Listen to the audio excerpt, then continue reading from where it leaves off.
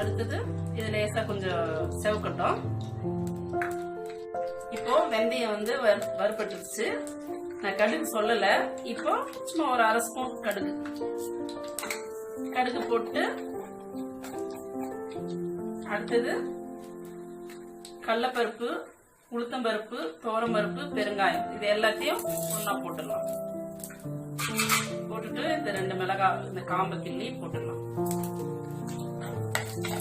போட்டு இந்த கருவேப்பிலையும் போட்டுடலாம்.